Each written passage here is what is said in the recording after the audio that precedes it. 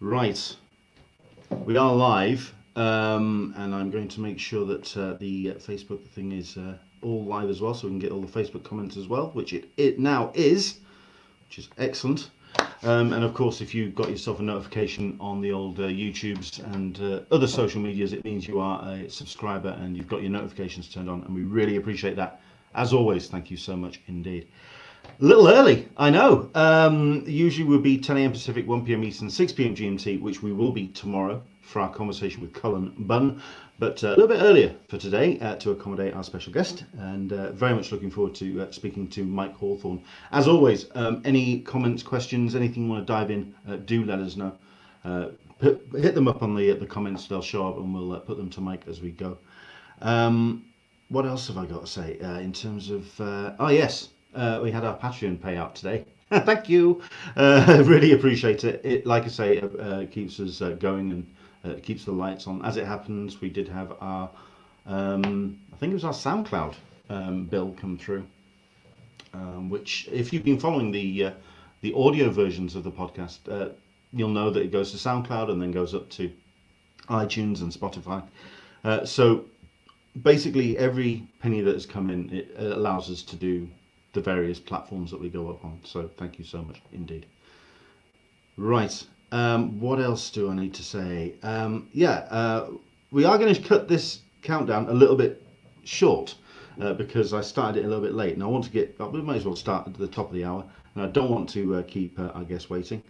But as always, do join us for tomorrow's show at our usual time, 10 a.m. Pacific, 1 p.m. Eastern, 6 p.m. GMT. Also, we've got all the updates when it comes to our guests. We've got a couple of new additions to the list, including Jason Inman, who's going to be joining us relatively soon. Scotty Young is confirmed for November. Listen, we've got ourselves a great bunch of guests on the way. Hopefully, you can stick with us and enjoy our chats on Talking Con. This is a bit of a special one, as always. Our incidental episodes are the ones where we kind of accommodate our guests and have some additional episodes, and we look forward to them. So let's crack on.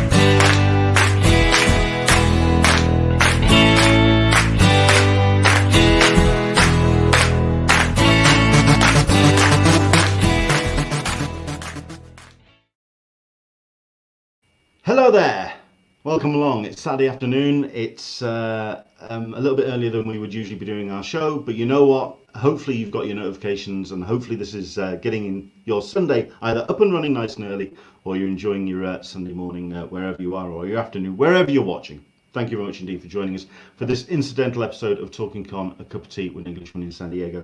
I don't have a cup of tea today. I have a bottle of dandelion and burdock, which I don't know if international connoisseurs would know what on earth this is, but it is certainly over here in the UK a traditional drink to go with fish and chips, which I've had for me dinner. And basically, I've had a really good Sunday. Saturday, sorry. I've really enjoyed kind of catching up on comics and books that I hadn't actually gotten around to reading, including some upcoming stuff from Image and from Boom. So it's been good to kind of just sit and read comics, which has been a lot of fun. But it's great that we're going to get the chance, certainly for a short period of time, to talk to a special guest today. You probably know him best as the artist on books like Deadpool or Spider-Man. I know with Deadpool it was an epic run he did with Jerry Duggan, who I'm a huge fan of course, but you may know him as well from books like G.I. Joe Origins, Conan as well. Basically, the man keeps himself busy, and that's what it's good to have. Ladies and gents, welcome along to Mike Hawthorne, who's joined us. Hello there, Mike. How the devil are you, sir? Very good, very good. How are you? I'm surviving. There we go. It's 2020. I'm surviving. I Lord, think yeah. that's the default answer. It's true. The way I've been starting this run of Talking Con is with 3 questions. Number 1, I've explained what beverage I've got to hand. What have you got to hand? What's your cup of tea or cup of beverage of choice? I have a very small cup of espresso. It's probably one of about 10 I'll have today, just to stay awake all day. Fair But enough. yeah, very strong stuff. Nothing in it, no sugar or anything. Fair enough. So, The other question is, can you remember the first comic that you remember? Not necessarily the first one you got, but right. that first one that you remember the credit box. The first one you actually recognised that there was somebody actually putting pen to paper or actually creating stuff. Because we've talked about this on the show before, that Right. sometimes, I think for a lot of kids, we just think, crap, comics, they just come out Yeah. of nowhere. Yeah. They just appear out of the blue. But Yeah. no, there's got to be that one book where you just went, hang on, there's a mind behind this. Yeah. That's a great, actually, I'm glad you phrased it that way, because my introduction to comics was from a godbrother who had comics, and he was, this was the day when people would buy comics and then toss them when they were done reading. And I didn't realize at the time his tastes were very sophisticated for kind of a poor street kid. But he would hand me off stuff like Judge Dredd and Oddball, like black and white comics, and those big what is the Conan magazines, the oversized one, what were they called? Yeah. Savage Conan or whatever.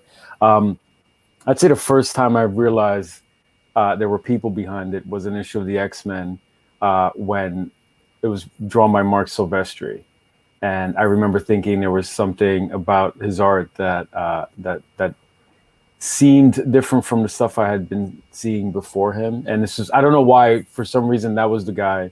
And I remember rolling the comic up, putting it in my pocket, riding home and showing it to all my friends, and somehow trying to explain to them that this was a person who woke up every day, went to work, drawing this thing and collected a paycheck somehow. And they all looked at me crazy, and, we went back to whatever, eating dirt or whatever we did. So yeah, that was the one. That's a great question, actually. I think for myself, I mean, it was a 2000 AD strip myself. Yeah. I think it was Slain, because it was the oddest thing to see on the page. And it was just like, I think that was the moment where I went from like Desperate Dan or something in the Beano or Dennis the Right. Menace or whatever, and just going, okay, someone's brain thought that up. Yeah. What the hell? I can see that. Yeah. It's funny you mentioned Slain, because Simon Bisley was very influential for me early on as a kid. And Slain was one of those books. I think that might have been the first time I'd seen a painted comic, which kind of exploded my head a little bit.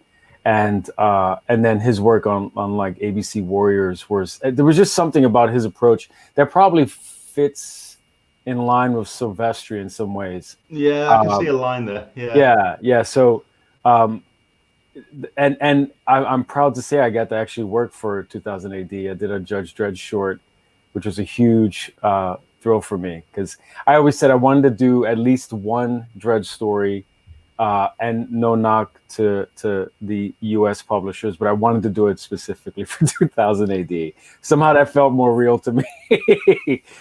Makes sense. So yeah, that was fun. That was a great comic, and it was very weird. Oh yeah.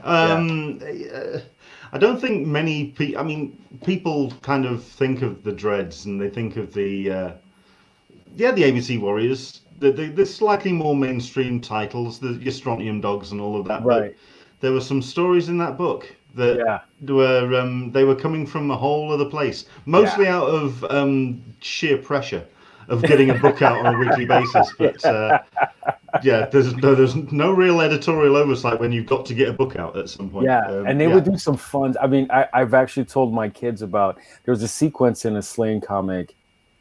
I don't think it was drawn by Bisley. I'm not sure who it was. It was actually painted. I can't remember who, but there's a sequence where they're fighting these Roman soldiers and they go into the turtle formation. And so Slain just drives cattle into them. And I thought it was the funniest damn thing. So yeah, it's funny that particular book stuck with me more so than probably, even ABC Warriors or Dredd. Although I loved Dredd. I didn't follow it. It if I would see a Slain comic up, you know, in some oddball place, I would pick it up. Yeah. No questions asked. I think for me, I mean, yeah, like I say, Slain was the one that kind of opened my eyes. But yeah, I'm an ABC Warrior kind of guy. Oh, they're so good. I cannot draw for hell. I can't. I can't. I used to, and I did art at school, but it's something that's fallen off the wayside. But I remember tracing. Traced Mad magazines, and I traced Joe Pineapples. You know that famous one. Hell yeah. So Wow. And then I discovered cider and girls, and art kind of faded off into the periphery. Well, I understand, sir. Frankly, I didn't draw for a while there as a kid. Once I discovered girls myself, it's a shame. I think probably most people have some connection to drawing and get why comics would be fun, and it's just a thing that is. I'm not sure what it's like in the UK, but here it's definitely something that's, I won't say it's looked down on, but people sort of think you're odd if you draw, or that you're going to be homeless or something. Yeah, I mean, it's down to the kind of approach of the government that's in power at the time. Certainly when I was going through middle school, 14, 15, the secondary school that I went to, was known for producing the most amount of commercial artists in the UK. Wow. It was known for that. So there was this whip back, and they just poured all the money into sciences and computer sciences, and the arts just got sidelined literally as I was coming through it. So that's awful. It kind of it went from one to the other. It's a crime. Like it's I remember being in an art school, and there was a guy I got to know who had spent some time in Italy, and he says there's something about the culture there where, like, even though not everyone draws, they all have an eye for it. So you go there and they'll say, hey, you drew the foot wrong, and here's how you make it right, even though they themselves can't draw. And my wife's from Greece, so we spent a summer there, and I'll be damned, I sort of got suckered into doing a portrait. I shouldn't say suckered. That's too strong a word, but I ended up doing a portrait of a cousin of hers, and people would come through and say, oh yeah, that one eye is higher than the other. One nostril doesn't line up with the other. And they would be right every single time. I was the weirdest group crit of non-artists, but I don't know if it's just I know there's that sort of imaginary divide, or at least I hear about it from my European family and friends, that there's the hot Europe, cold Europe, or the north and south, where the northern ones are the ones that are responsible for making money, and the southern ones that are the bums that and they just, I guess, I don't know if it's just a cultural thing. They just decide we don't care if there's money in it, we love it anyway. I would be surprised also, like we would if we were standing outside a museum with someone I thought was not terribly bright, and then I mentioned El Greco, and she like goes on to give my kids like a history lesson about him, use his real name, and so there's something in the air there, I guess, that is I envy it a little bit. It may also be just the fact that like art is everywhere. Like this friend of mine told me how, like, there was some old lady where he was staying who had a Caravaggio like above her mantle, just happened to have the damn thing. Wow. So yeah. Yeah, I think there's also that element as well that they're known. I mean, it's like France. It's known as the country of lovers. Therefore, I'm guaranteed they bloody practice just to keep the reputation up. Likewise with Italy, I can imagine. Yeah. Now, the third question I usually ask, I know is going to be slightly. I don't know how relevant it's going to be for yourself, because I know that you made the decision very early doors in your career to kind of forego conventions, and it's something that you kind of stopped doing relatively early on. The question I usually ask is, can you remember your first convention, and can you remember any the people that you saw in terms of artists or creators that you met there? Vividly. So my first convention was in Philadelphia. So it was I guess it would have been the Wizard Con at the time, and I was broke, so I wasn't a convention goer. Like the idea of spending, whatever, $10-20 to get in the door somewhere, and you didn't get anything other than in the door was a luxury I couldn't afford. But when I was in art school, a friend of mine and I had this fantasy that we could pitch a Grendel story to Matt Wagner, and he was a Philly guy, so we thought, he's always hiring other artist teams. I bet we could, talk him into it. And so we went, and I had this whole pitch with the writer friend, and of course, he was very polite. He credited the work. He says, "I'm not publishing your book, but we should keep in touch." And it turned out we had the same illustration professor, but about 15 years apart. He had studied art in Philly too. Yeah, so that was a great way to get to know the guy. And he went on to give me my first big break. I drew a Grendel black, white, and red story for him. And it was especially instructive for me because I don't know that I really got how to make a comic until I worked with him. I was sort of approaching, I would do sample pages every weekend because I was a glutton for punishment. I was determined to break into the industry, which I never did in terms of sending in submissions. So, but I would have all my regular classes during the week, and I worked about 38 hours in addition to that. And then I'd spend the weekend trying to do 2 to 3 sample pages to send out. But it took Matt both giving me a big break in terms of offering me a gig, but also sort of instructing me. Like I was doing this weird thing of going almost like animation, moment to moment, which I came to realize years later when I did a French series that probably made me more suited for a more European format where you have 12 panels per page and it's more kind of moment to moment. But he would say, like, "Hey man, you can let some of that action happen in the gutters. Like, stop with the storyboard." You know what? If there's somebody who has that particular style down, it's him. Because yeah. I mean, I haven't actually read Grendel for a while, but I remember that was something. It was all very much show not tell. Yeah, absolutely, and it was very iconic in its approach. No, I know what you mean.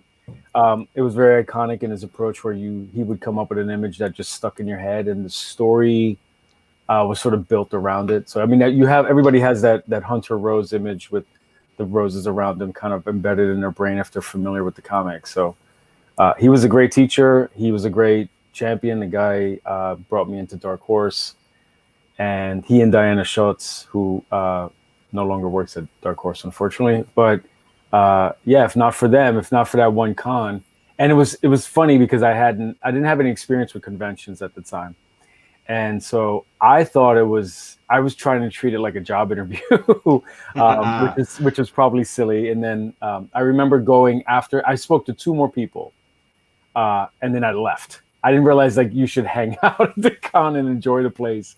So I spoke to Joe Quesada, who was still. He was just at a table. I don't think he was running. He wasn't quite the Joe Quesada of now. Yeah. And he gave me a nice crit, but he was, like you could tell he was there to do his thing. And then I approached a woman, and this bugs me because for the life of me, I can't remember who it was. I just remember walking past her table and liking her work and asking if she would crit my comics. And I was coming out of an art school environment where that's like 90% of the time in class, maybe 90s overblown, maybe 75% of the time in class, you're going over people's work and critting things nonstop. So that's what I thought was natural. And I asked her for a crit, and she just looked me in the eye very coldly and says, "I can't help you. I can't help you." Right? And I didn't realize, and I don't blame her for this. I use this as an example of how naive I was.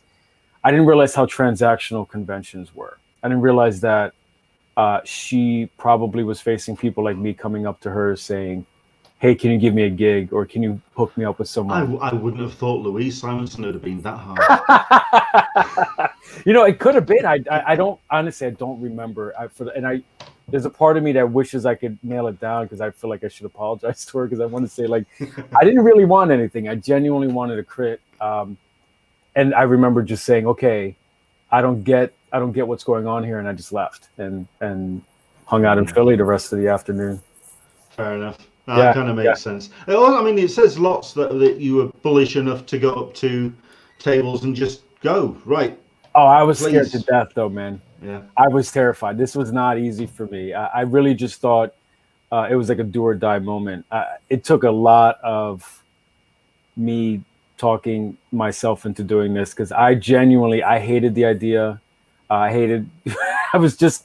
I just didn't. I've never been a good networking type of a person. Even when I did go to conventions, I always end up hanging out with the same two or three guys or girls that I kind of came up with, and that's it. I just, and I'm also a little hyperactive, so it's difficult for me to sit still, which you're probably going to notice while I'm trying to stay in place here. But to sit I at a was going. I was going to put it down to the coffee. no, no, no. The coffee helps me focus, believe it or not. Like I would be a spaz. I would be jumping all over the walls normally. But um, I found that conventions were just, I would have trouble sitting at a table. It was never anything like fans did something spooky or creepy and made me not want to attend them. It was more about me and just not being built for it. I actually enjoy the public interaction quite a bit. I just don't like it in conventions. What we used to do when I decided, okay, I'm not really going to do cons, and then Ringo passed away. And so we started a charity cookout at a friend's comic shop. So once a year, that would be my big public event. I'd set up a grill. I'd cook lunch for everybody because I had a background in as a cook. And we'd make like Greek kebabs and burgers and stuff. And we'd have a couple hundred people come through and they would donate food to the food bank. One of the food banks I used to go to as a kid, not quite directly the same food bank, it's changed names, but same organization. And then I could like talk with fans face to face as opposed to behind a table. And it's a different experience when you're handing them a plate of food versus taking money from them. You know what I mean? So, yeah. That makes sense. I mean, it's something that I've tried to cover a lot on this show for the many years, for the years that I've been doing it, is number one, trying to encourage more people to go to Artist Alley and head down that end of a convention. And number two, to kind of how to bridge that gap across the table, because certainly for fans, it can be a bit intimidating because there's these people you don't want to meet your heroes and for that to let you down. And then there's the whole transaction thing. And then I think people can also recognize that people on the other side of the table, they kind of came there for a reason too. They wanted to interact. Well, I found it interesting when you said that you didn't do conventions, and I was wondering why that was the case. When it came to those shows that you did go to, were there any kind of wobbly knees moments with creators where you met them and went, "Oh God"? Yeah. I have three. One where I was just a chicken, and I saw Mike Mignola at a table, and nobody was talking to him, and I remember. Probably because they were as intimidated as you were. Well, I just remember thinking, I must be confused. That can't be him. Why isn't he being mobbed? And I regret I was too chicken to go up and introduce myself. And once I was up for an Eisner, and I got Will was still alive. This was the last year he was at the Eisners, and so we're in the hall, and I had never been to an Eisner Award ceremony. I snuck a friend in with me from college who I told everybody you couldn't just bring anybody in. So I told him he was my assistant. So he sat at the table with me just so I can sneak him in. And we're sitting there and probably being goofier than everyone around us just because I don't get to do this kind of stuff often. So I see him from across the room and he's being mobbed. Like he's got cameras pointed at him and everybody's running up to talk to him.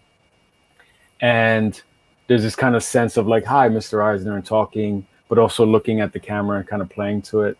Yeah. And I thought like, I don't want to do that. I'm going to wait and see if he's alone at some point and then try to talk to him. And it was right before the ceremony was going to start. Cameras roll out. Everybody goes back to their table. And so I walk up to him and introduce myself. And I said, your work means the world to me. And this is my first time here. I'm really honored. And you're one of the reasons I got into comics. And the guy, he puts his hand on my shoulder He looks me deep in the eye and he goes, "I'm sorry." It was I the saw funniest I damn saw thing. that coming. Yeah, it was the funniest damn thing. And it broke the ice. And I just thought, like, this guy's amazing. He said it was a great moment. And then the third one was with uh, Sergio Argonis.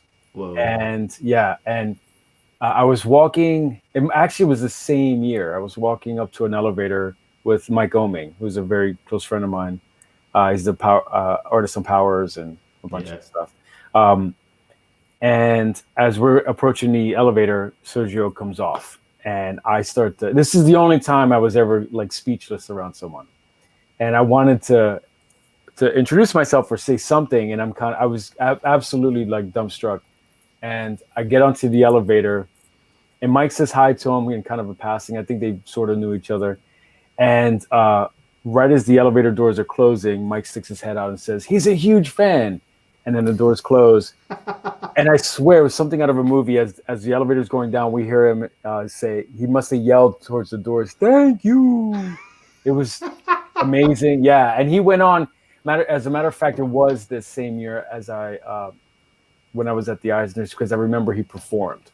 He actually sang a song in Spanish. The Nice. guy's amazing.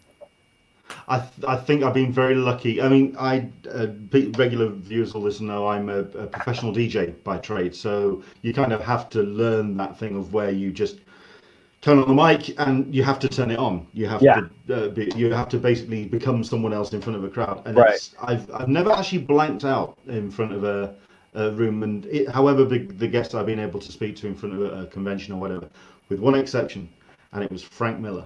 I bet. It was in a VIP, which means it was in a room smaller than where I am right now. So it was like 20 odd people, and Frank Miller was 4 foot away from me, and I was about to start my first question. My brain just went Wow.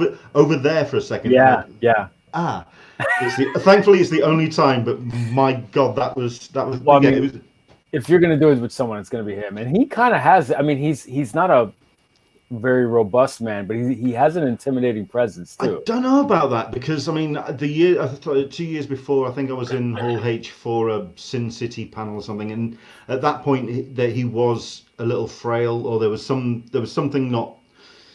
Yeah. The record was skipping, Right. if that's one way of putting it. But then, like I said, I did this. It was at MCM in London.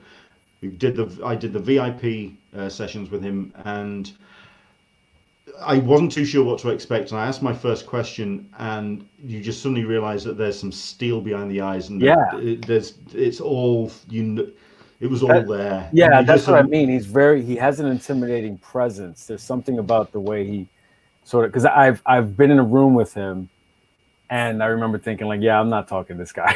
I can't. I won't be able to keep up. Yeah, I made the mistake of making a slightly rambling first question because I'd managed to get the brain back in gear. Asked the rambling question, and then he just turned around and said, "Okay, repeat that question word for word." And I went, "I can't." Q&A, off we go. Fine. Yeah. I knew when I'd been beaten. Yes. But there we go.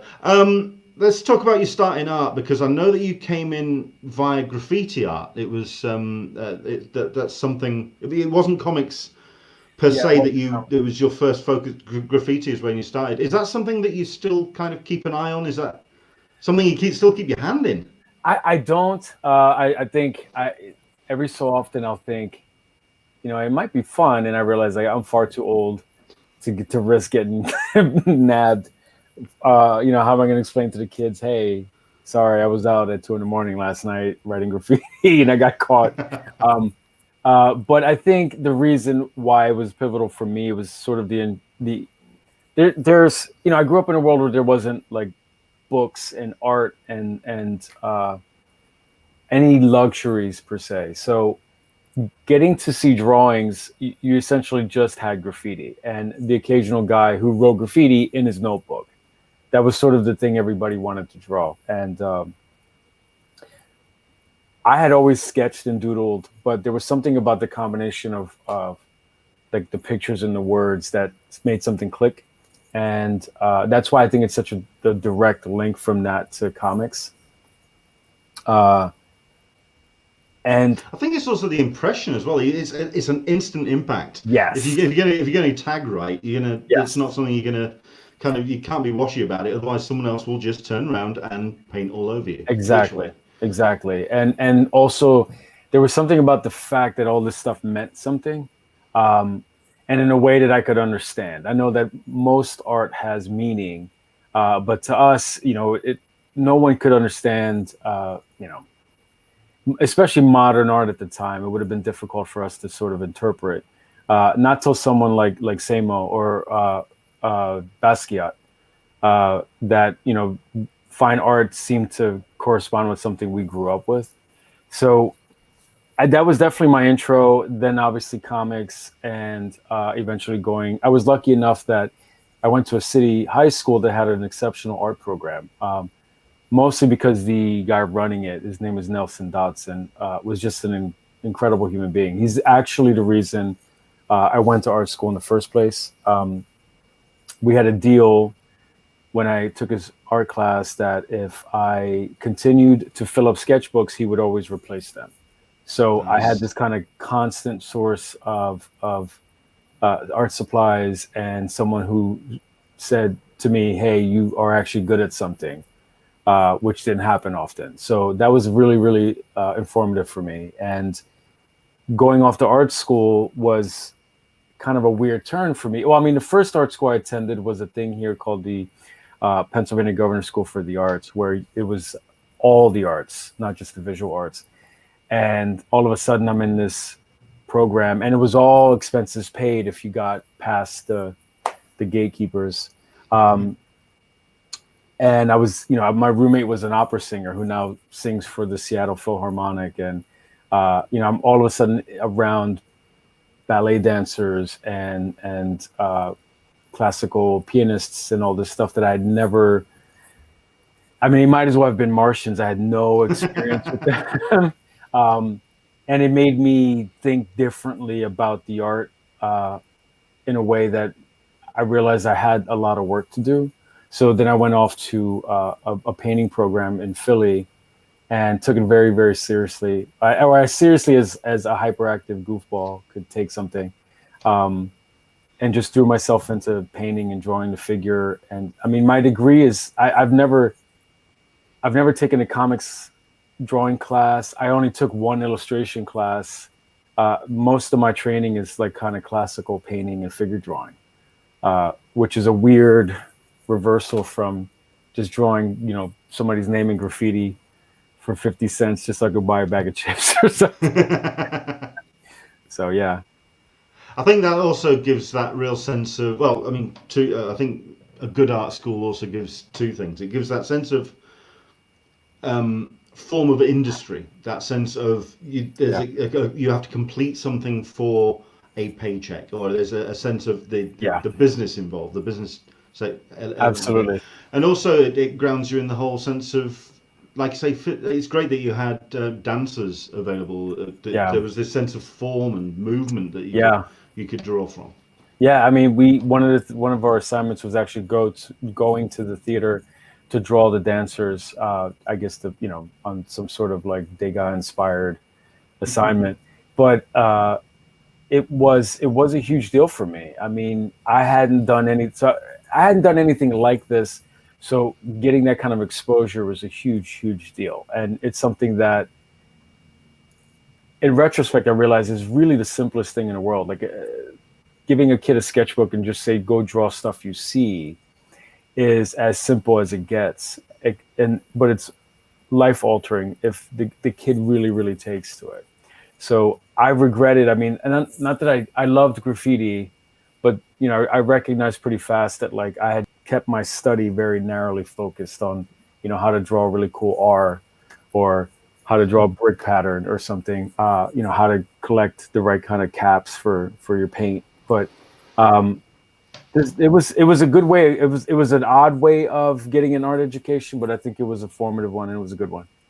Is that the kind of, I mean, it's something I've not actually asked that many creatives who've gone to art school. Is that the kind of training that allows you to, if not skip completely, it can dull the impact of imposter syndrome, that you have a classical background. You have a dedicated training That's a good in question. art. Yeah, that's an interesting question. I don't know if I've ever thought about it, because I think there are times when I felt like, the jig is up. They're Oh, gonna, I guarantee every artist still has yeah, imposter yeah, syndrome at yeah. some point. But yeah, I do think the one thing that it has given me is, I don't, and I should knock wood, I don't often get something like artist block. I'm not 100% sure I get what people are describing when they say they have artist block, because I can always lean on training. To this day, I still, I draw a lot, even by Illustrator and comic book artist standards, for a couple of reasons. Number one is, I still, like as I said, I still train. I take it really seriously. I will get, before the quarantine, I will try to get to a figure drawing session once a week minimum. If not that, then I will work from photographs and do warm ups and things like that, just to sort of sharpen the tools. The way I see it is, and I hate to use sports metaphors, but like, if Serena Williams still gets up and practices and LeBron still practices, then I should probably still practice, because it means something to me to be a professional, and I don't want to get comfortable and think, well, look, I've made it, I'll be fine from here on out. Um, but the other thing is, I also believe in sort of, that adage of, like, you make $100, you put 10 away, you pay yourself first. I can't do that as an artist necessarily, but I do. I basically pay myself first in terms of my output. So I will take at least one drawing a day that's something that I'll own, or something that I can throw into an art book, or on my Patreon, or on my we do a digital and a print zine or zine. I've been told that I say zine wrong. Sorry. That's English as a second language kicking in. it sounded fine to me. Okay, cool. But it's a way of keeping the work a little more fresh and interesting. If I didn't do warm ups, and if I didn't sketch as much as I do, I feel like the work itself on the page would become more and more stagnant, because so much of what happens in the sketchbook, and the training I do, makes its way to the pages before too long, frankly. Yeah, I mean, it's something that for yourself, it's a different question to what I would usually be asking when I've been talking to people over the course of the summer and over the course of pandemic and lockdown. Because one of the questions I've been asking is how people's creativity has been, in terms of, is it something that has bogged them down? Is it the situation they're in has just kind of closed them down? Or is Yeah. it something that's freed them up? For yourself, I mean, I've seen on your social media that the engine is very much still running. It's very all the creativity is still there. I mean, in terms of the pandemic, how did it affect you and your work, and how you were approaching your work? Yeah. Yeah. So this is where I think, Then again, having kids around, I yeah. know, kind of helps. Yeah. I mean, we have always sort of run a very tight ship, and things, because of my background and where we live, there's always something going bad. So there's a little bit of Odysseus, tying himself to the mast, kind of going on in the studio often. So I will often, if I feel a break or something coming, I will overcommit sometimes on purpose. So during the quarantine, we saw it happening sort of in slow motion, because we're on the East Coast, we're near New York, near enough. Wow. Okay. Yeah. And so we luckily didn't get it as bad. We're closer to Philly than New York, so it was always a danger it could get really bad. And so we, my wife and I looked at the thing, and I said, I know that comics is theoretically going to keep going. I'm going to plan like I like the caveat there. Yeah. I'm gonna pretend like it's not. So that's when we put together. We actually launched another Kickstarter during the quarantine, so that I had to do something. It's sort of, if I give myself a deadline, I can amp up the productivity. So we just went all in. We launched the Patreon, which I thought maybe this is too much, but it's been a real pleasure to have that as an outlet to create, like just little projects that I wouldn't have had the opportunity to do normally. So the quarantine, I can't speak for most other people, but for us, I tend to do better when things are kind of bad. A few years ago, my wife's brother passed away, and he was very, very young, and we saw it coming. And so one of the things I did was sat down and nailed down my schedule for 6 months, because I knew I'd probably fall apart, but if I had a schedule that I could put one foot in front of the other, it would force me to keep producing, because I have so many people depending on me. Sure. And it came about. It's actually I don't know if you've ever read Slaughterhouse. Is it Slaughterhouse 5? Yes, Slaughterhouse 5. Yeah. Vonnegut, yeah. Yeah, and there's the scene in there where the British troops have been in the camp for years, and the Americans start showing up, and the Brits are saying, "Okay, you guys got to get up in the morning, you got to shave, you got to stop looking like shit, you got to take care of yourselves. We still have to. You're still soldiers in here." And the Americans are like, "Oh, I don't wanna. I wanna just. This sucks." And that for some reason is one of the things in the book that stuck with me the most.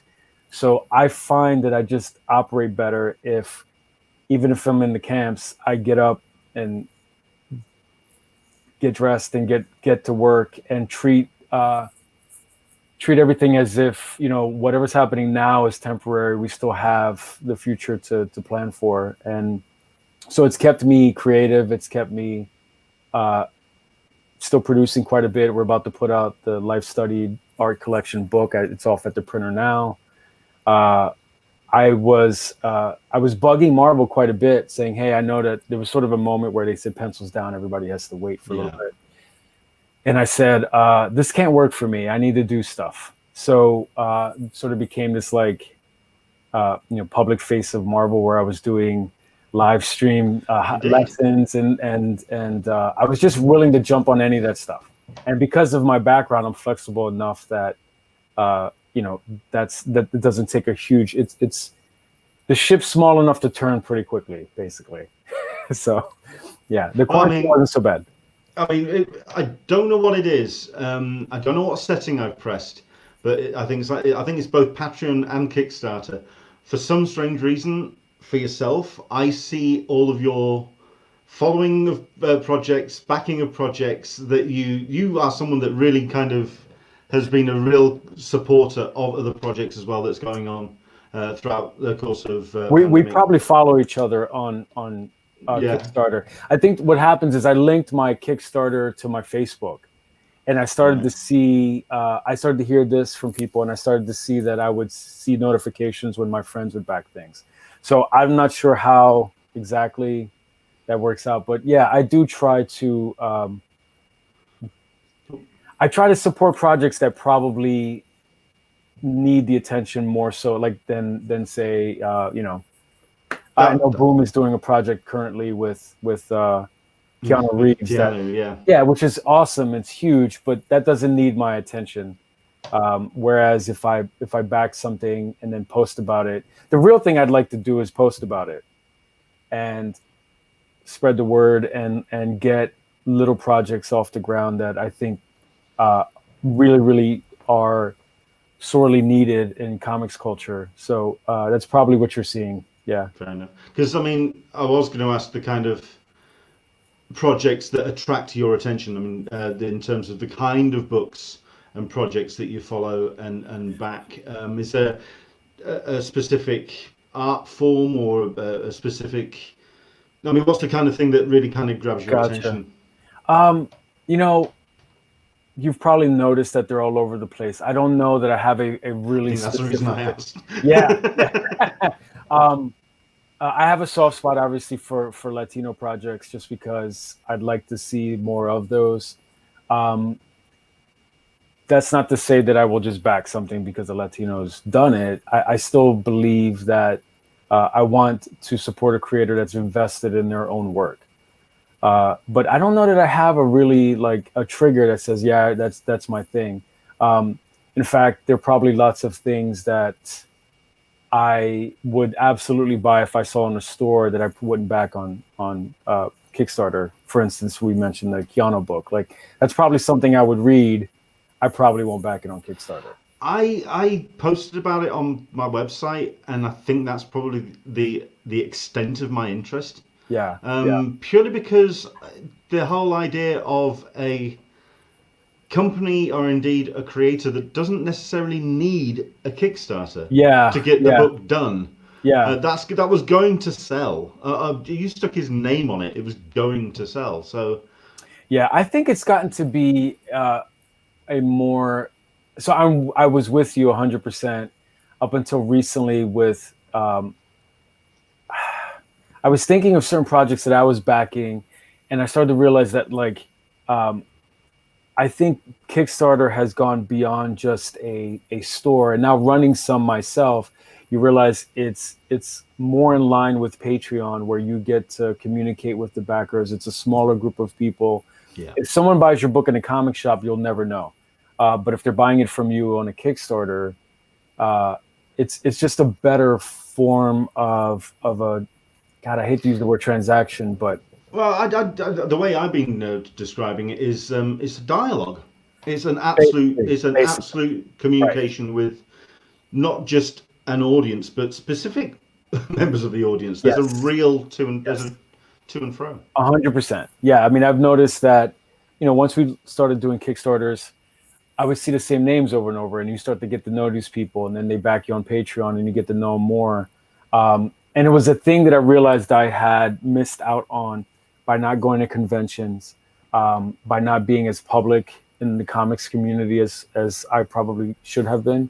Um, and I started to notice that people valued knowing that they were getting a book directly from me, that I probably held the thing, signed it, packed it up myself, or my wife and I. And that was something. I mean, I had started my when I broke into comics, I did it self-publishing. And before I self-published, I used to make the little like little handmade, hand-stapled, photocopied comics and drop them off at shops in Philly. And that's the thing that stuck with me, and it's a thing that I started to lose as I got deeper and deeper into mainstream comics. So I think that's where that is. Now, I can't speak for Boom, and you're right. Keanu clearly doesn't need the money. Um, he doesn't strike. I don't know the guy, obviously, but from the stories you read about him, he doesn't strike me as a selfish guy. No. So my guess is that this was just a way. It's a month-long PR machine when you have a Kickstarter running, right? So I think it's probably a way of like building excitement, launching the series in a bigger way, and getting And people like you say, connected. communicating with connecting with the fans. I Yeah, mean, you kind of got that with Bill and Ted as well. He was him yeah, and Alex. I mean, Alex Winter as a filmmaker is somebody who very much wants to communicate with the fans. So I yeah, can guarantee just yeah, arm yeah. in I mean, arm. yeah. I mean, that's They the kind thing, of right? there's that communication with the Yeah, fans, and yeah, especially with shows shut down. This is maybe the only option we have, right? So I think there's some value to that. yeah. Which begs the question about happiness will follow them, because it is an incredibly personal story. I mean, it's not about autobiography, of course it is. Yeah. But I am wondering why then you went to Boom as a publisher for it instead of going the Kickstarter or Patreon route, Yeah, as yeah, that direct dialogue with an audience. yeah. I'm wondering why this book is something that you didn't put to your Kickstarter. That's a good question, and part of it is the history of the book, and having never intended to do an autobiographical book. Uh, I did it, and forgive me if anybody's heard this story already because I've had to tell it a few times, but um, I did it originally for Vertigo, and it was specifically because they requested it, which at the time, and you probably remember, you didn't just walk in and get a book at Vertigo. No. This was a huge, huge deal. And I was already working on a book called The Unmen. and I had done some stuff with Harvey P. Carr and just The Exterminators and a bunch of little things at Vertigo. And I was at a signing in Manhattan, and my editor and I, John Banking, were talking about The Brief and Wondrous Life of Oscar Wilde, which had won the Pulitzer, I think, at the time, and he was obsessed with it. And I said, that happened to me with the whole cursed child thing. And his eyes bugged out, and he demanded I tell him the story. I did. And he says, if you want to publish that, I want to put it out. And I was bowled over because I thought, first of all, this doesn't happen. It's Vertigo. At the time, people were falling all over themselves to get a series of Vertigo. And so I thought, well, I don't want to do this book, but I can't tell him that. So I'll do the damn book, and then I'll have a pitch ready, and I'll do some version of 100 Bullets or something, and I'll be off to the races. And this book will just have been a first step towards building that up at Vertigo. And that was unfortunately right before the New 52, and the huge upheaval that was happening at DC at the time before their move to LA. So after a little bit of a fight, about a year and a half later, I got the rights back for the book and was terrified to show it to anybody. So I sat on it. I sat on it, frankly, for just about 10 years, I think it was. And I had shown it to some agents because I thought, I have this book, I probably should do something with it. It was literally already penciled, inked, and the first chapter was lettered, although it was not colored. And I was just scared to death that after almost losing it to DC Vertigo, I shouldn't say losing it, but they owned the rights for a long time, and it was a weird feeling to have them owning your story in that sense. So I thought I have to be extremely careful with this, but agents didn't know what to do with it. I probably approached about 8 and had all kinds of answers, weird conversations and answers that didn't make sense to me. One agent came close to deciding to pitch the book rather, but said that it looked too well drawn, that I drew it too well, which was the weirdest damn thing to come full circle what from. A strange note to come back with. Yeah, it was.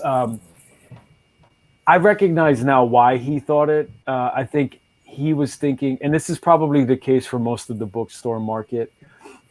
If there's a certain level of sophistication to the art, then it feels too mainstream to them. They're looking for something lo-fi. Yeah, to say it nicely. Yeah. I mean, it was a weird conversation. I came full circle from not being able to get gigs because I wasn't good enough to not being able to get gigs because I was too good. So I sat on it for a long time, and it was actually because of Jerry Dugan when we were working on Deadpool. We got to know each other really well. We got to be good friends, and we talked about this book, and I showed him some of the art, and he says, you got to put this out, first of all, and you got to show it to Bryce Carlson over at Boom, who was friends with Jerry. And I was very reluctant, but I spoke with Bryce, and he was just a great guy. They seemed to get what the book was about. And it happened pretty quickly. I just sort of fell into this agreement with them. And when it feels right, and when it feels, I think that's it. Yeah, I think that's it. It was a thing where I was just scared to death, and he said all the right stuff. I was like, please don't hurt me, be gentle. And he swept me off my feet and got me with some editors that were just frankly amazing. Sierra Hahn really helped guide this thing and push me. We changed the title. The original title was St. Michael's Promise, which I was very stubbornly holding on to, and they had to nicely explain to me that, look, it sounds like it's a religious book, first of all. Second of all, you're going to have copyright issues. And she also pushed for me to add the last 2 chapters, which at the time I was reluctant to do. Now I can't imagine the book without them, because it addresses the period of time from the original ending till now, which the original ending has that more hopeful thing with the kids. and none of the things I thought would happen happened during that time. And in fact, we lost several more family members. So I I needed to bridge that gap. And then I also had, my mother was a very tough person, and I knew that this is the kind of book that only could exist because she had passed away. If she'd been alive and I put this book out, she'd be furious with me, which still I have some guilt over. So I needed a chapter to address that. And lastly, the very last chapter, which I never thought I would do, where I just use photographs instead of actual hand-drawn art, was for the reader, make all these people real, or specifically her. And it's a little like when you see these biofilms where they end the film with pictures of the actual people. I kind of wanted something like that, so that there was never a sense of this is a cartoon villain and we have a clear distinction between the good guy and the bad guy. It may be that none of that is valid, and she just did bad things because she had a pretty horrendous life, and I did bad things because that's just being human. And I'm really grateful to them for pushing me a little bit to change the book in the way we did. That's really cool. Something I kind of said at the beginning, but I didn't really push for people, is if any questions, any comments that you want to come in if you're watching, please do jump in. Irish and Sketchy is watching. Love Mike's book. Got all teared up reading it. Amazing work. Thank you. And Johnny Fitz was one of the first people to say hi, and so at nearly 55 minutes in, hi Johnny. Johnny's just saying, yeah, such an awesome read. Yes. I'm really curious about because I mean I've been trying to do this over the course of the last couple of years, because I've been looking back at my career as a DJ, my career in doing this as comics. I've been kind of trying to piece things together, and the one thing that I do realize is that you are very much your own worst unreliable narrator. And I'm curious, was Happiness a story that was pulled entirely from your own head, remembering of course that you are your own narrator, or did you call on family and friends for details to kind of flesh out the story? I did specifically my sister, who is 15 years older than me, so she got to meet a lot of family members that I just never did.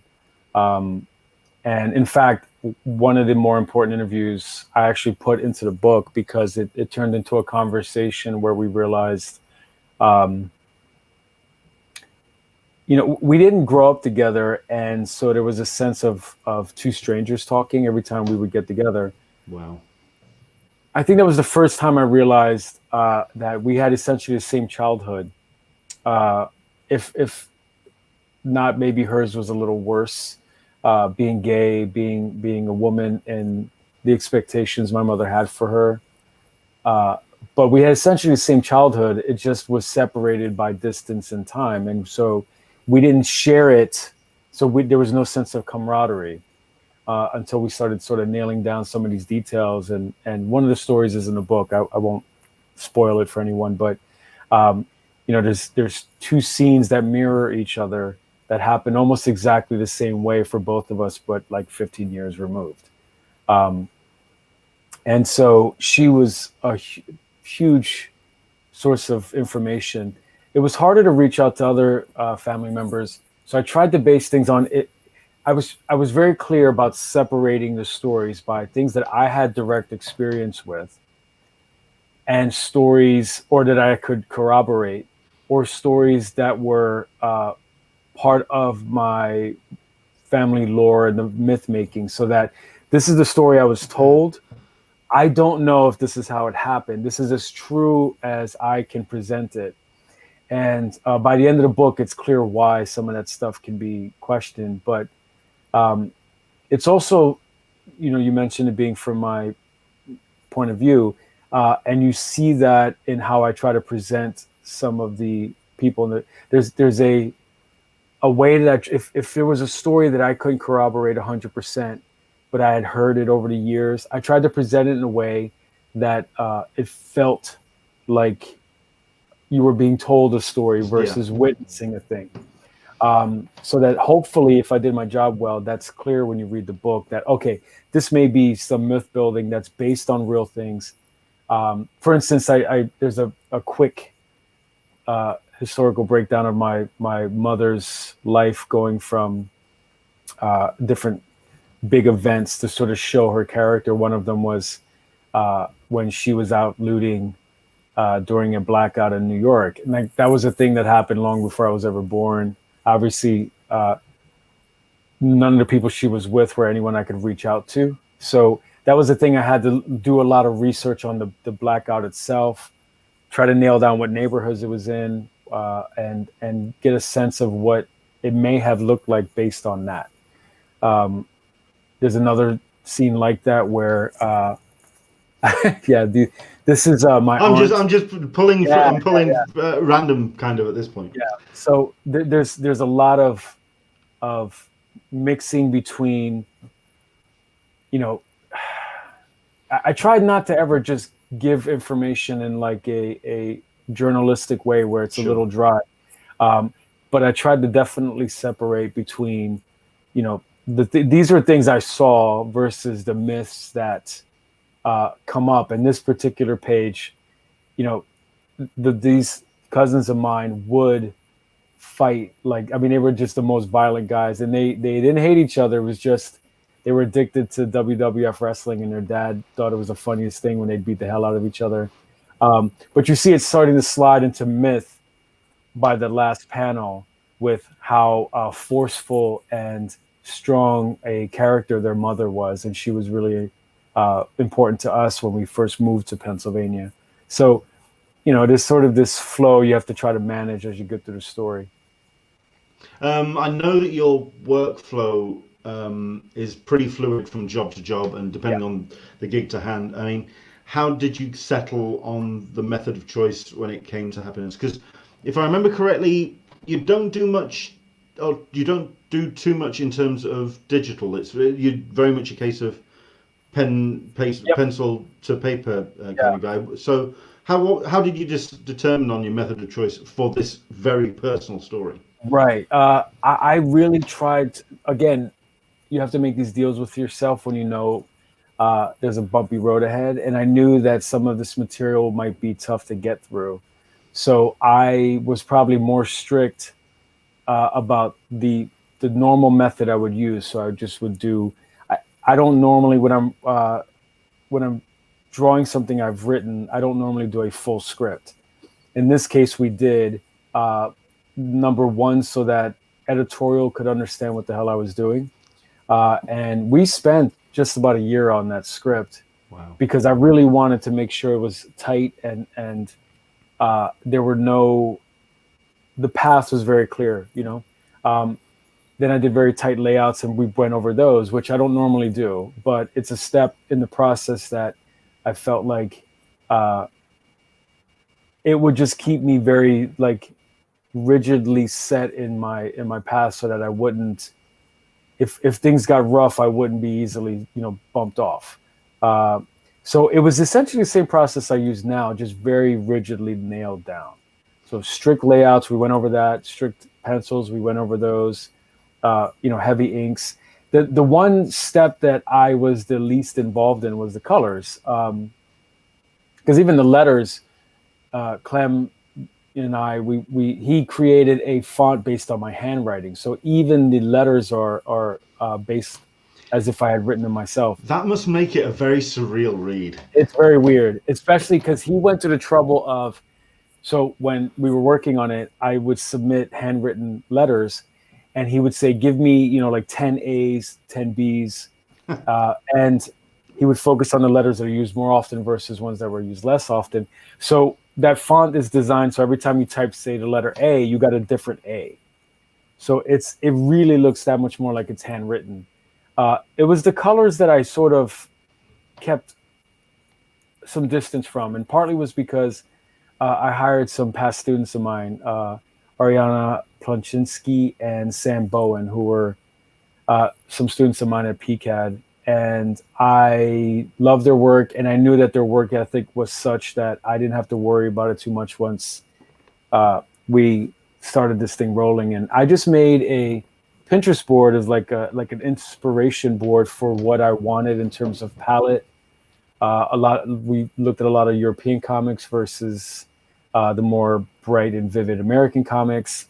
And we had went out, met, discussed the colors, and they were very clear on what I wanted, and I left it alone because I wanted to make sure that I wasn't, if I do work with another artist, I try not to treat them like they're an extension of myself. So they brought stuff to the colors that I wouldn't have done. I can also imagine at that point as well, it's a case of you invested so much time and energy and focus on the story and the framework and the script that it was a case of more you wanted to just let it go a little bit and have a bit of distance and almost see what their perspective on the whole story was. Not at first. I mean, this book was always intended to be black and white, so I was resistant to color at all.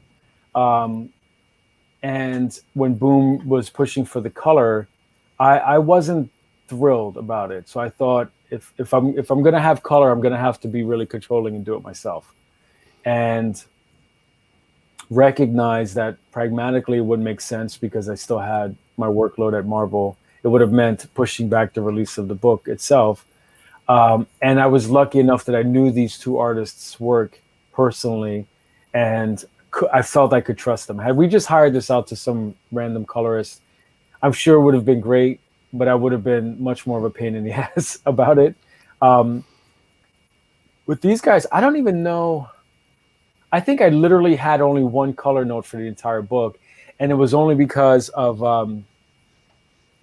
buildings. It was the weirdest thing because they live in the next city over, and they're downtown. The buildings are. It's basically the closer it'll be different concrete. It'll be different. No. It was painted brick. It was the odd. It's just a weird thing that no one would know except me. But basically, there's Philadelphia, and there's all these little towns around it that like most big cities. And they're in Lancaster, which is essentially like a suburb of Philly now because they have a direct train line. So there's more money there. And then half an hour west of them is us, and we are sort of the poor cousin that no one wants at the party because things disappear, and someone's I should probably drop it there. But the point is, we're a poorer city, and it never occurred to me till we started working on this book, because I work in Lancaster. It's where the college is that I teach at, and people go through the trouble of painting their homes, their brick homes, different colors just to make it look nice, and that's not a thing here. And so that was the only color note I had. They kept painting the houses, or rather coloring the houses as if they'd been painted, and I'm like, it's the only thing I need you to change. But otherwise, they nailed it. Everything else was right on the money. Especially the mood change things they did. I should point that out. There are times when they just threw a realistic palette out the window, and they would use a color that fit the mood and push what I was trying to do in a way that I didn't see coming, which was a huge pleasure. So I'm very grateful to those ladies. That's fantastic. You got a couple of people jumping in on the comments. Some more positive reinforcement. Michael Thompson saying hi, mighty Mike Hawthorne. Awesome, Johnny's asking a question, and then we'll come back to happiness will follow. What advice could or would you give to anyone who's considering giving up art altogether? Whoa. Yeah. Okay. Big question. No. My advice would be, and I know Johnny a little bit. He's a Patreon supporter. He's super, super positive, but he's had some struggles. My advice is just don't. I had a period where I couldn't get work, and I was struggling. I was working at a diner. I was getting up every day at 5 a.m. to go cook, and I was just exhausted all the time. And it was difficult to try to make art. And I hit a point where I remember saying to my wife that, like, I think I'm just done. I think I'm going to quit. And literally got physically ill. And I'm not a person that normally gets ill. I got like a slight fever. It was as if I had caught the flu. It was the weirdest damn thing. And I know it was all in my head. It was entirely psychosomatic, but I felt like shit. It was really horrible. And I realized that it was my issue was expecting something from the art that is not fair. It's not. Is that? There's that Gibran quote about you get the art, you don't get the benefits from it. You get the actual art making. Anything beyond that is not necessarily yours, and it's not something that should be part of the equation when making art. And I know that sounds awful, and it sounds like an excuse to like not profit or make money from your art. But I realized that like I was looking at it as I can't get gigs, therefore, what's the point of making art? Or it was just an unhealthy way to like link the art to whatever my goals were at the time. And so once I got my head straight and realized like, look, I'm just going to make this stuff. And if I never, ever get an audience, then so be it. But it won't be because I didn't try. Sure. And I'm not saying that's Johnny's situation. I know that his is unique. I'm just trying to use what happened with me as an example of, I don't know that if you have a calling that it is a thing you just drop. And if you do, there will be some consequences for you psychologically, not necessarily getting physically sick like I did, but you will always sort of have something that feels undone, something that's missing. I think it's something that's valuable, even if you end up never publishing or getting work. And it's a horrible way. I'm not trying to discourage anyone. It's a horrible way to look at it. But I happen to just believe it's also the more healthy way. I was happier at times when I was self-publishing and not making any money, and we were losing money, in fact, than on some gigs I've had where we were being paid well. And I realized it was really about how my expectations for the work were different. When I was doing it to get a paycheck, that wasn't, I mean, that's a little hacky, obviously, but it also just made me less happy about the work itself and made me less proud of it. Whereas, when I was writing my name in a park somewhere or on a wall somewhere, I was never going to get anything other than maybe a sentence or a fine. Yeah. But that felt fulfilling in a way that the paying work didn't. So I would really implore Johnny, like, just draw and try to find the joy in that. And if nothing comes of it, then that's a tragedy, but that doesn't mean you. Well, you say tragedy. I mean, a tragedy on a financial level and on a level when you're wanting to reach more people. But right. I think there's more platforms for people to reach an audience now, and I'm very much of the case that if you put something out, there will be someone to pick it up, yes. Even if it's just one person, or if it's just a couple of people. That's how I started. But I mean, I think what you're talking about is that the effort to put something out and actually allow yourself to be open enough for someone to pick something up. And I think that's. I would even take it back a little bit further and say, not even putting it out. I mean, if you kept a sketchbook, drew every day, and never showed a soul, but it made you feel happy, then perhaps that's enough. If you just go out every day and sit at a park and draw people, and you never afford a model, or you can't go to an art school, perhaps that's enough. I had a painting professor who used to tell us about, and I don't know if this is true, but he would say in universities in the UK, they would teach the students, they all had to carry these little watercolor sets. And then he was an older guy, so I'm sure this was a generational thing. And they would be pushed as part of their education to just go out and observe the world and make little watercolors. They clearly weren't expecting to pursue careers as, watercolorists or painters, but it taught them something about observing the world that maybe made their life a little more fulfilling. So that's what I mean, is even if he chooses not to put it out in the world, and you're right, there's way more outlets. There's, even if you don't do something in print, between webtoons, tapas, like there's lots of places to put your work out. But even if you don't, even if you're just doing it for your own self-fulfillment, maybe that's okay. That makes sense. He turns around and replies, "It makes so much sense. I've been thinking of it on and off for a while. I've struggled with getting back into it. I'm sorry you ended up because of what happened." Yeah. You're ill. Yeah. Thank you for your answer. Michael My Thompson, I admire Mike's dedication to his craft. Though I'm not an artist, I use Mike's work ethic as inspiration to hone my skills as an educator. That's really sweet. Yeah, So Mike's a great guy too. That's amazing. He's actually a teacher, and obviously right now it's a scary time to be a teacher. So yeah. I salute you, sir. Good luck. I'm going to ask one question more about happiness. Will follow, Okay. and then I'm going to throw you some curveballs at your way, and then I'm going to let you get off and enjoy the rest of your day.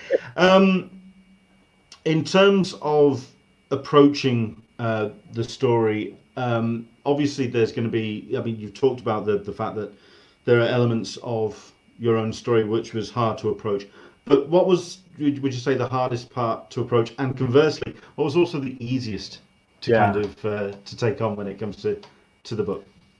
So I'll start with the easiest. I guess the easiest was the homework, right? Just what do neighbor, and this is the one that was more work intensive. So it's weird to say that it was easy, but going out to my old neighborhoods and taking reference photos, or using Google Maps to retrace steps, because I tried very much to make each of those places a real place. You could find those neighborhoods if you tried hard enough.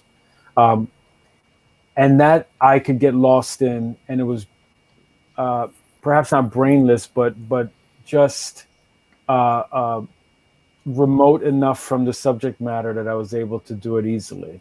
The hardest part was probably towards the end, dealing with, and I don't want to give too much away about the book, but dealing with just how much my mother had hidden of herself from me, even down to not knowing what her birthday was, not knowing much about her at all. So we had sort of, she had kept me from the rest of the family to the point where there was really just this sense of us against the world, and no one else cared.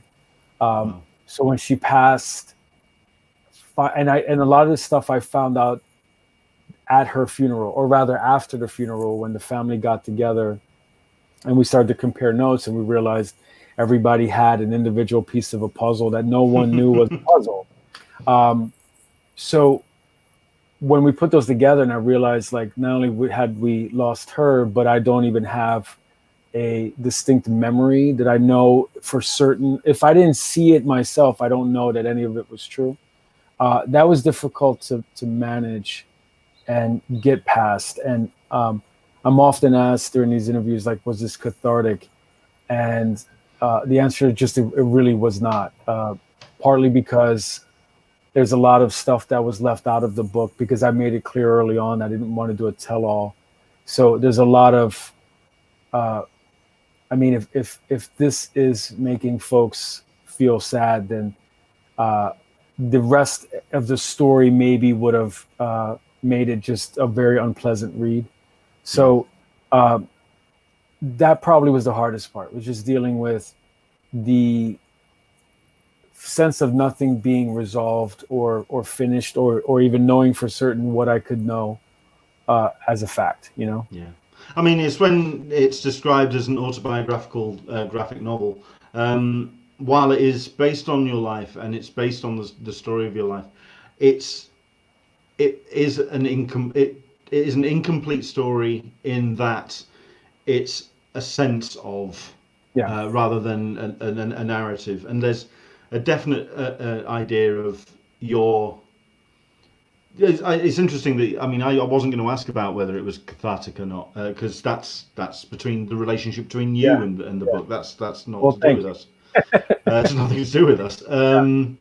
But certainly from the reading it, there is that sense of you're brushing away the smoke Yeah. to kind of see more of the picture behind, and Yeah. And I then think there's just more smoke. and then there's that was going to be where I was going to go next.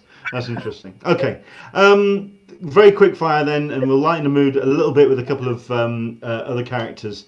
And I want to talk because I mean I kind of came into your work via Spider-Man, Okay, and awesome. your Spider-Man book. I mean, who was your Spider-Man growing up, or when you were also developing your art for that particular character? Who are the Spidey artists that kind of caught your attention? Because I think I see a couple in your work. I'm curious to hear what you said first. Would that be too No, bold? no. Yeah. I'm curious, 'cause I get a lot of comparisons that I don't always You don't see see. coming after I sort of examine it. But I'd love to hear what your selections are. I mean, I see McFarlane in there. Do you really? Yeah, Oh, it's certainly for the backgrounds and the way yeah. that the landscapes work. Because the way that you put Spidey into certainly in motion as well, I see that. That's awesome Um, because no one ever picks up on that. And I made a distinct. well, I think this I come at it from the Dave Gibbons route, because Dave Okay. Gibbons always talks about whenever he was reading American comics, Right. that he always saw like the water towers on the top of buildings and Yeah. stuff. And for a Brit, we're like going, what the hell? Yeah. What is that? What's that? So we get a sense of American architecture from our comics. So the New York, the skyscrapers, and the way that the dynamics of Spidey, and because Spidey is very much a New Yorker, and it's I think we as Brits we got a sense of what New York was like from his relationship with the background. So there was that, Ramita Jr. as well. I think there's that kind of sense. Probably both. Yeah. Yeah. But go on then, your turn. Oh yeah. So definitely both. It's funny because so I teach anatomy, and I mentioned my background, and one of the things about Spider-Man is that I've always felt like there's the two approaches to him. There's one where he's a guy with a spine, and the other is that everything is made of rubber and nothing matters, and he can do whatever. And those are more fun.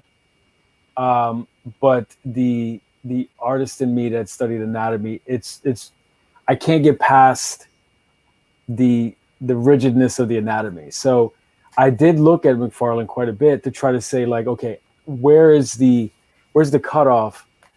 Where's like the point where I would feel personally like I went too far? And he definitely helped influence how rubbery I tried to make Spidey. So it's funny because no one ever picks up on that. Usually I get comparisons like Gil Kane, or lately I've gotten some comparisons to Imam. Sorry, I can't say that. Too many M's and N's. I've met the guy. I think I actually made an ass in front of him and the missus, trying to say his surname. So no, I'm right there with you. But that one I was surprised to hear, because I was definitely looking at this is a weird comparison. I would look at Keane is what's his name? Is it Bill Keane?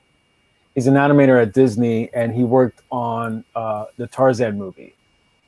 And it's not Spider-Man, but I was looking at that quite a bit. I see that. Now you said it. Okay. Yeah. So it's not Spider-Man, but if you think of that movie, that's sort of the approach I was. You know what? I mean, there's several things about that movie. I'm a big fan. Not necessarily the soundtrack, but that's because I'm a Peter Gabriel, not a Phil Collins. We'll go with that. But I mean, there's Deep Canvas, which I think is just one of the most impressive pieces of technology ever created. But that shot where he's going through around the tree and then out, you stick a Spidey suit on him. Yes. That's exactly how I felt. I remember literally watching that film with my kids and going, if I ever get a Spider-Man book, this is what I'm doing. So absolutely, that was a huge inspiration. And it worked for me too, because I remember with the art for Tarzan, Keen was working at Disney had a studio in Paris at the time, and I guess they handed one of the drawings to an anatomy instructor, and he did what we call draw overs, where you do the anatomy on top of the figure, and showed him like everything's there. It's weird, but everything is there. So that's kind of what I was looking for with my Spider-Man, was that it was still elastic and fluid and movable, like moving in a way that didn't seem normal, but everything was still there. You could still believe there was a guy inside that suit. So that was a big inspiration for sure. Cool. Yeah. Although I shout out to my first issue. I was working with an inker named Terry Pallett, who had inked a bunch of their Deadpool stuff for me. And he's an awesome guy. And he caught early on, I'm terrible with patterns. And I was doing a Spidey pattern the wrong direction. And Terry was like quietly fixing it for me at first. And he's like, Mike, the little points always go away from the face. I'm like, what? It's really awesome. Thank you. So shout out to him for saving my ass. That must be a little bit like when you learn how to sign your surname and you're wanting to change it and you're having to force yourself to change your surname. Yeah, it was something about Spidey. It's funny because it's one of the things I can remember drawing as a really young child. And I always would draw him weird. Like the few times I did go to a convention, some poor fan asked me to draw Spider-Man, so I drew him. And he has that spider, the belt part with the spider pattern on it.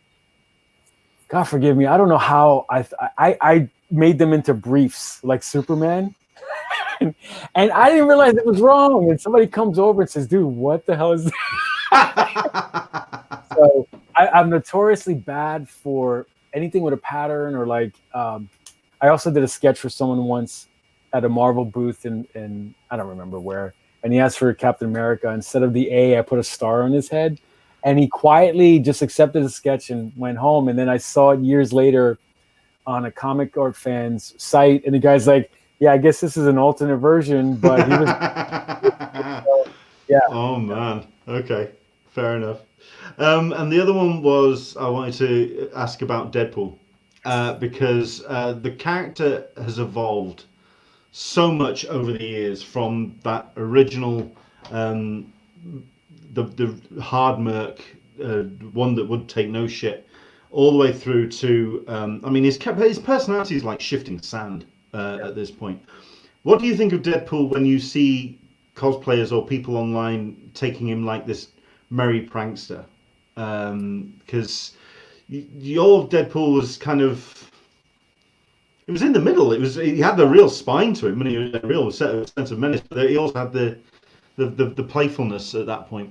I want to also point out, you're right, and I thought that Jerry, and I'm not just saying this because he's my friend, he and Brian in the beginning when we first started, Brian Posehn was writing also, but Jerry did an amazing job of sort of explaining why the continuity is what it is and how the Weapon X program tied into that and why Deadpool himself was unsure about anything about his past, which made it really struck me, as you can imagine, with happiness and the and not knowing what the hell's true and what's not. So for me, Deadpool is that all those things at once because of the way the guy's been having to get through this world that doesn't make a lick of sense. And he seems to understand. I mean, there's a part of me that always thought of him as like, you never knew whether he was getting lucky or he was very good at something. And I'm okay with, you mentioned cosplayers. I think part of the reason they tend to play him as a fun character is because that's 100% how it makes them feel, right? And what fun would it be to like walk around cosplaying Deadpool as like, the murderous psycho version? So for me, I think it's and the cosplayers are like, I mean, first of all, they're they're legion, right? They're just tons of them. And they're super dedicated, and they're always fun. They're never like, I should probably knock wood again, but I haven't run into a Deadpool cosplayer that's been a drag to talk to. You know what I mean? They really are just enjoying the culture, enjoying the con in a way that I never understood early on. So I think it's great with them. As far as the character, for me, our approach was always Jerry would talk about the Pagliacci comparison, right? The kind of the sad clown. So he would be making these jokes, and you kind of knew they were coming from a place of pain. So I think probably that's.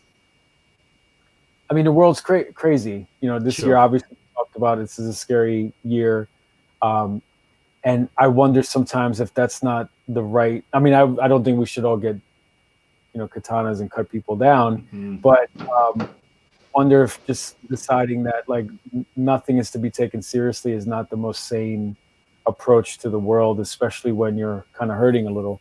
Careful, you're heading into Batman Killing Joke. No. that one bad day, one bad year kind of approach to things. I mean, I think the reason why Deadpool certainly has come up this weekend for me is we've been talking online for myself about characters and ownership, and how some creators they have created a character and how that character's kind of morphed over the years. So for example, the Harley Quinn that Bruce Timm and Paul Dini created is not the Harley Quinn we know now, because I was talking to the creator of Punchline. Right. So how Harley's evolved over the time, and then I've been talking to people this weekend about Rob Liefeld has this massive ownership of Deadpool as a co-creator, but that's not the Deadpool we know now. It's almost like a totally different character. There's this disconnect. So whenever he turns around and says, "No, that's my character," I'm going, "That's not the character you created, dude." There's a whole there's a widening chasm behind what you did and what is accepted and appreciated as the character now. So there's that conversation that's been going. Between you mentioned Batman, in that Batman can be a distinctly different character depending on the creative team, right? Like sometimes he's a great detective, other times he's just beating information out of people, and I think that's sort of what happens with Deadpool, in that each team and I don't want to spoil our ending, but it's the reason why we ended our run the way we did, with a sort of reset where we were specifically saying, look, whoever comes after us, you can keep going for what we did, or you can just start over again, because that's what we do with Deadpool. Everybody seems to start over with their version of it. I will say that the version in the movie, in my opinion, and people may not agree, but I think he very much reflects Jerry, and because I know that Way and I can see that. Yeah, there's lots of people who brought the humor to Deadpool. There's something about the heartbreak mixed with the humor that's in the movies that I saw directly linked to Jerry. And I know that those guys know each other, and I think they're going to make a movie out of one of Jerry's books. So it may be that they paid close attention to it.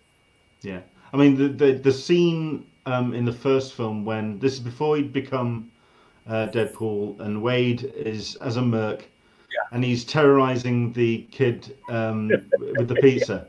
Yeah. I was watching that. I'm going, this reads like a Jerry Duggan book. Does this? This is I get that. There's a couple of gags in there. Like even when he spells out the name with bodies, we did that in our run. We didn't spell out a name. He was sending coordinates to someone, and he spelled it out with bodies. I'm not implying that they stole the gag. I'm just saying that there's to me a very direct line from what Jerry was doing and what worked so well in the movie. Yeah. Oh, I still think Watchmen stole it from Deadpool. I still think Watchmen stole that from Deadpool. But there we go. Are you talking about the show? Because I haven't seen it. You haven't seen the show? Sorry. You really? Yeah, I would recommend checking that out. That's a whole other ball game. That's something else. We'll finish on one final comment. This is from Johnny again. This is Happiness Will Follow. Is a cool read. I was able to relate a ton to the book. I commend and appreciate Mike for putting it out because it takes guts to put that out. Absolutely. Well, the book is out now. It's published by Boom. I would heartily recommend everyone picking it up. Mike, it's been an absolute pleasure talking to you. Thank you so much indeed for coming on. It's been a pleasure. Thank you for having me. It was a real pleasure. No worries. Where is the best place to send people in terms of following what you're doing, social media? I mean, is Kickstarter and Patreon a good place to start? Patreon is where I am putting out the most of my own work outside of my Marvel output. But I'm on all the social medias. I mean, if you look up my name, you'll find me everywhere, basically. But well, yeah, I'll be following along as always. So thank you. But it's been, like I say, it's been a pleasure talking to you. I mean, when we started out, we said, 30 minutes, 45 minutes. Oops. I think we've done it. I think we've done okay. Gone over a little bit. And now the kids are banging on the door and. Well, thank you. This was a real pleasure, though. I appreciated the answers. I'm sorry, the questions were really smartly done. Some stuff I wasn't. I don't know that I was thinking about. So now I have some stuff to go back and think about for the next book. So thank you. I hope I haven't completely derailed your day. No. This is good stuff. I mean, I always prefer these kind of questions where, I'm not necessarily, I don't have a stock answer and they force me outside of, what I would normally say. So I appreciate it. At least I'd done it without enforcing you to have hot wings or something. You see, as long as I haven't tortured you in that regard. So that's cool. Mike, thank you very much indeed for coming on, sir. Thank you. Excellent stuff. It is a great book, and I would heartily recommend you checking it out. That's Happiness Will Follow, published by Boom Studios. It was published at I think it was about 2 weeks into last month. Do go check it out. It's very much worthwhile your read. Right, that's us. Thank you very much indeed for joining us for Talking Con, a cup of tea with Englishman in San Diego for today. We are going to be back tomorrow with our normal show and our normal time, so please do join us for that. I think it's going to be a fun one because Cullen Bunn is somebody who I've kind of seen out of the corner of my eye. We've kind of talked, but we've not actually had a conversation. So it's looking forward to talking to him. I think it's going to be a lot of fun. That's going to be tomorrow, 10 a.m. Pacific, 1 p.m. Eastern, 6 p.m. GMT. Next Sunday, we're going to be talking to Julie Tate. This is the director of Lakes Festival. Really curious to see about what her approach to the virtual Lakes Festival is going to be. Slightly different to your actual virtual con, your normal virtual con. Purely because at the end of the day, the Lakes Festival is like an Anglais Festival. It's more, it's separate locations, scattered, very many schools and disciplines being covered within the whole festival. How they're going to translate that to a virtual event, I'm really curious to talking to Julie about that. Talking to Chris Condon and Jacob Phillips on the 20th about That Texas Blood, another book which if you haven't checked out, you really need to go and read. Excellent stuff about that. And Sunday the 27th is somebody I'm looking forward to talking to as well. Slightly intimidated because I've been told that she really knows her stuff when it comes to crowdfunding. She knows about the mechanics and the maths, and I'm hoping I'm not going to get lost. But Elsa Chateria is someone that I'm really looking forward to talking to as well. That's our lineup so far. If we do get any incidental guests, like we have done with Mike, do jump in on the subscribe and the notifications. Hit that button because it will. You never know. An episode may just come out of nowhere and over the course of a midweek. So please do hit subscribe, hit notifications. It basically keeps you up to date with what we're up to. Thank you very much indeed for watching. Hope you've enjoyed it. Do take care. And from myself and from Mike Hawthorne, enjoy the rest of your weekend. Hopefully we'll see you tomorrow for another Talking Con, a cup of tea with an Englishman in San Diego. Take care.